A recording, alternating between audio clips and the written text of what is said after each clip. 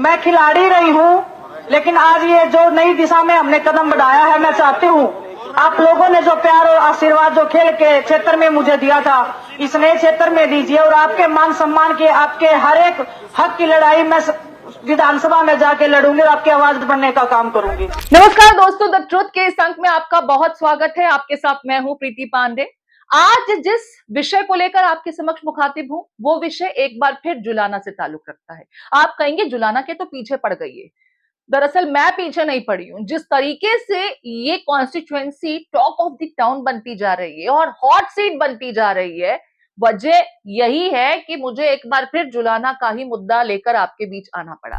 वजह ये कि आम आदमी पार्टी, जो कहने के लिए इंडिया गठबंधन का हिस्सा है, आम आदमी पार्टी कांग्रेस की सीटों का हरियाणा चुनाव में काटने का काम ज्यादा करती नजर आ रही है।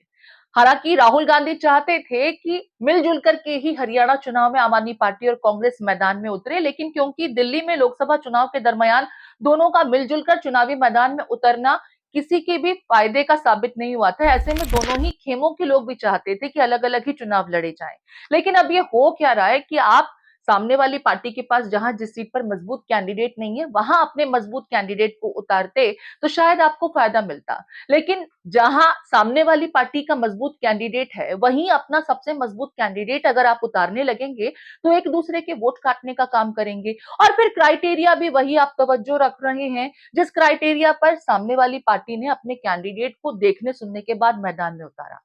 जुलाना, जैसा कि मैंने पहले ही कहा और आप जानते भी हैं कि आम आदमी पार्टी ने अपने कैंडिडेट के नाम का ऐलान कर दिया, लेकिन इससे पहले कांग्रेस की जो कैंडिडेट मैदान में आई थी, वो पहले ही लाइमलाइट में आ गई थी, क्योंकि बीते काफी समय से वो सुर्खियों में ही बनी हुई है। चाहे महिला पहलवानों के साथ यौन शोषण का मामला हो, जिसको लेकर वो हंगामारत रही, प्रदर्शन करती रही, फिर या ओलंपिक में जो कुछ उनके साथ हुआ, मात्र कुछ ग्राम की वजन के चलते मेडल से चूक गई थी। लेकिन भारत लौटने पर जो सेंटिमेंट्स उनको मिले, कांग्रेस पार्टी ने उसे भुनाने की भरसक कोशिश की थी। यहां पर जुलाना से उन्होंने विनेश फोगाट को मैदान में उतारने की कोशिश की। हालांकि विनेश के इस फैसले के साथ खुद उनके परिवार के लोग भी नहीं थे। बबीता फोगाट ने कहा कि जल्दबाजी का ये कदम है और भूपेंद्र हुड्डा साहब ने परिवार में दरार डाल दी। चलिए ठीक है, परिवार में तो दरार आ गई, लेकिन क्योंकि घर की बेटी चुनावी मैदान में थी, तो वोट तो शायद विनेश को ही मिलते, हम ऐसा सोच सकते हैं। उसमें मैं खैर डिटेल्स में नहीं जा रही। आम आदमी पार्टी का जिक्र क्यों किया, ये यहाँ पर बताना बहुत जरूरी है। आम आदमी पार्टी ने अपनी जिस कैंडिडेट को यहाँ के लिए चुना, वो किस तरीके से विनेश के तमाम क्राइटेरिया से लगभग लगभग मैच करती है, और अगर तमाम क्राइटेरिया मैच होंगे तो वोट जनता किसको देगी, कंफ्यूजन होगा ना। अब ये क्राइटेरिया समझिए। विनेश महिला है, हरियाणा के ही जुलाना से ताल्लुक रखती है, यहाँ की वो बहू है। इसके अलावा पहलवान है, इंटरनेशनल प्लेटफॉर्म पर भारत को रिप्रेजेंट कर चुकी हैं, खेल की दुनिया से ताल्लुक रखती हैं। ये तो हो गए कुछ खास अहम पॉइंट विनेश के। अब आम आदमी पार्टी की कैंडिडेट के बारे में भी सुन लीजिए। लेडी खली के नाम से मशहूर कविता दलाल को, जिन्होंने 2022 में आम आदमी पार्टी का दामन थाम लिया था और पार्टी के लिए लगातार काम कर रही थी, यहां से उन्हें अपना कैंडिडेट उतार दिया है। अब कविता दलाल के बारे में भी कुछ जान लीजिए। कविता दलाल उसी समुदाय से ताल्लुक रखती हैं जिससे विनेश आती हैं, और जुलाना की बात की जाए तो 81,000 यहाँ पर जाट वोटर्स हैं। अब वोट तो बटेंगे ना, क्योंकि लोग चुनेंगे कि भाई दोनों बेटियों में से, दोनों महिलाओं में से वोट हमें देना किसके फेवर में है। कविता के साथ दूसरी क्या चीज विनेश के सामने मैच होती है, वो ये है कि दोनों एक ही तरह के बैकग्राउंड से आती है। कविता WWE की नामी रेसलर हैं। द ग्रेट खली से ट्रेनिंग लेकर के उन्हें भारत की लेडी खली के रूप में पहचान मिली, जिन्होंने इंटरनेशनल प्लेटफॉर्म पर न सिर्फ भारत की ख्याति बढ़ाने का काम किया, कई बार मेडल जीत चुकी हैं, देश का नाम रोशन कर चुकी हैं। तो इस क्राइटेरिया में भी कविता विनेश के बराबर ही हैं, क्योंकि पहचान उनकी भी कम नहीं है, और सब उन्हें उनके सलवार सूट में रिंग में उतरने के बाद सामने वाली पार्टी को पटकनी देने के रूप में भी जानते हैं। तो देखिए, ये देसी पहलवान अब वोट हासिल कर पाती हैं कि नहीं, ये देखना अहम होगा। लेकिन कविता कुछ मामलों में विनेश से भारी हैं, भारी पड़ सकती हैं। कविता का कद 5 फुट 9 इंच है और 70 किलो उनका वजन है। यहाँ पर मैं उनके वजन को भारी नहीं बता रही थी, भारी इसलिए कह रही थी क्योंकि विनेश को लेकर के बीजेपी जहां एक तरफ उनके विरुद्ध प्रचार कर रही है, सोशल मीडिया पर वो भी ट्रेंड कर रहा है।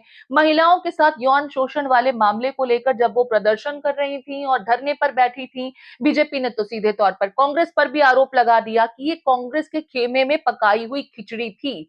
अब क्योंकि कविता दलाल जो मैदान में उतरी है, उनके साथ ऐसा कोई आरोप नहीं है, ऐसे कोई टेंट्स नहीं है, और आम आदमी पार्टी की तरफ से जब उन्हें मैदान में उतारा गया है और पीछे क्योंकि उनका कोई ऐसा ट्रेल फॉलो नहीं कर रहा है जिसमें कहीं कुछ विरोध हो या लोगों के मन में संशय हो, तो क्या इसका बेनिफिट कविता को मिलेगा या विनेश, जिनके साथ अभी तक नेशन के सेंटिमेंट्स बने हुए हैं, विनेश जिन्हें ओलंपिक में जिस तरीके से कुछ ग्राम के लिए मेडल से चूक गई और जिस तरीके से भारतीय अथॉरिटीज का और हमारे तमाम रिप्रेजेंटेटिव्स की यहाँ पर कुछ हल्कापन देखने को मिला था, जिसको लेकर के सोशल मीडिया पर सवाल भी खड़े किए जाते रहे, क्या वो सेंटिमेंट्स वोट में तब्दील होंगे, ये देखना अहम होगा।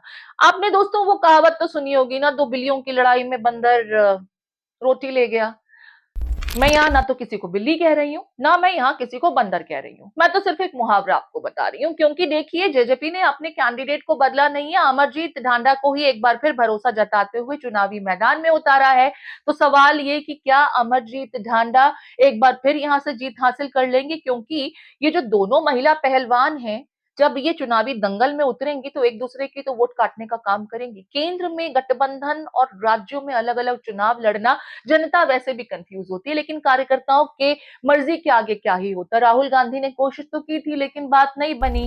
अब क्योंकि गठबंधन में आप है नहीं और यहाँ पर कविता बनाम विनेश हो रहा है, इससे पहले योगेश भी हो रहा था। कैप्टन योगेश देखिए क्राइटेरिया में वो युवा है, 35 साल उनकी उम्र है, कैप्टन हैं वो सीनियर कैप्टन के रूप में वो थे जिन्होंने एयर इंडिया में सर्व किया हुआ है, युवा मोर्चा से ताल्लुक रखते हैं, खेल प्रकोष्ठ में भी उनकी महत्वपूर्ण जिम्मेदारी थी, यानी कि थोड़ा बहुत खेल बैकग्राउंड उनका भी था, लेकिन वो पुरुष हैं, तो क्या उनको यहाँ पर जनता अपना एक चॉइस के रूप में चयन कर सकती है, क्योंकि विनेश और कविता कंफ्यूज करेंगे लोगों को और लोग किसी अन्य विकल्प पर चले जाएंगे, इसको लेकर के भी कयास लगाए जा रहे हैं। हालांकि बीजेपी खेमे से, क्योंकि यहाँ पर कैप्टन योगेश हैं, योगेश बैरागी साहब अपनी पार्टी के इंटरनल उन लोगों से परेशान है जो बीजेपी का खेमा छोड़ करके इनेलो चले गए। मैंने इनेलो का जिक्र इसलिए किया है क्योंकि देखिए इनेलो भी 2019 से पहले तक तो यहाँ पर इस सीट पर अपना वर्चस्व 2 मर्तबा साबित करती रही थी,